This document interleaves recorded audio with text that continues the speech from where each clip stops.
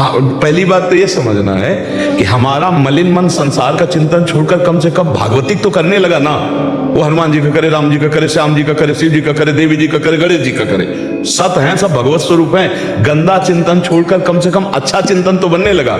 अब ये अच्छा चिंतन अपने आप आगे ठीक हो जाएगा, चलने दो।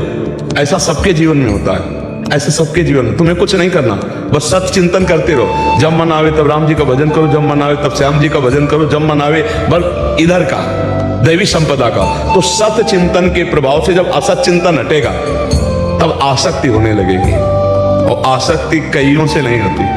फिर एक कोई ऐसा उभरेगा उनमें से जिसमें आपका मन चपक जाएगा कि अब तो गणेश जी के सिवा हमारा कोई नहीं, अब तो शिव जी के सिवा हमारा कोई नहीं, अब तो राम जी को हम छोड़ नहीं सकते चाहे प्राण निकल जाए, अब तो कृष्ण जी को हमने, वो आएगा आगे चलकर। अभी चलते रहो, जैसे चल रहा है ऐसे ही चलाते रहो, क्योंकि अगर युद्ध करना शुरू किया तो अभी विजय तो मिली नहीं उससे, वो ये भी छोड़ देगा, पीछे पीछे हट जाएगा।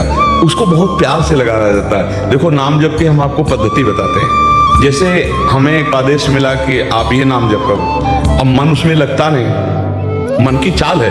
अब मन कह रहा हम राधा बोलेंगे, हम कृष्ण बोलेंगे, हम राम बोलेंगे, हरि बोलेंगे, तो बोलो राधा कृष्ण हरि राम, राधा कृष्ण हरि राम। अब वो राजी हो गया ना, अब उसको जपो। अब आप एक दिन देख लेना वो राधा ही राधा में डूब जाएगा। उस समय उसको काटना नहीं चाहिए कि नहीं उनको उन्होंने तो कहा राधा बोलो हमारी जब नहीं। बात समझो, इस समय हमारी सबसे पहली शर्त है मन को संसार के चिंतन से हटा के प्रभु में लगाना। फिर प्रभु के जिस नाम रूप में रुचि प्रकट करे प्रभु, गुरुदेव, आचार्य देव, वो अपने आप हो जाएगा। अभी पहले से फंसाओ, नहीं सोचना, नहीं सोचना। इस बात को बहुत गंभीरता से आप लोग पकड़ लीजिए। आना एक में है, लेकिन अभी हम अनेक में फंसे हैं, तो इसको अनेक में फंसाते हैं। असत अनेक से हटाकर सत अनेक में फंसाते, वो अनेक में भी एक ही है। इसको विविध नामों का, ये चूंकि एक में लगना नहीं चाहता तो इसको विविध नामों में फंसाते हैं। कभी स्तोत्र पढ़ रहे हैं, कभी ये नाम जप कर रहे हैं, कभी वो नाम जप कर रहे हैं। तो धीरे धीरे पवित्र तो पहले हो, और जहां पवित्र हो तो फिर एक जगह लग जाएगा। और जैसा आप बोलते हैं गुरु जी एकांतिक में, ये बहुत दुष्ट स्वभाव का है। कभी कभी तो इतना प्रसन्न हो जाएगा कि ऐसा लगेगा कि पूरे सुबह से लेकर शाम तक भगवान नाम जप करते रहो।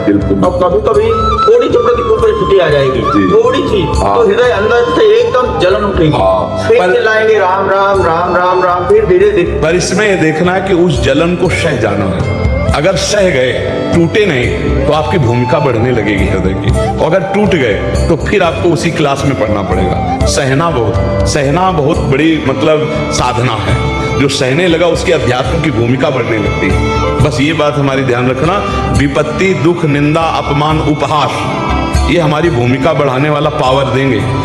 अगर सह गए तो आपकी भूमिका बदल जाएगी, अध्यात्म की भूमिका की ऊंचाई पे आ जाओगे। अगर टूट गए, बुरा मान गए, उसको गाली दे दी, लड़ गए, तो चलेगी वही साधना, पर अभी भूमिका नहीं बदलेगी।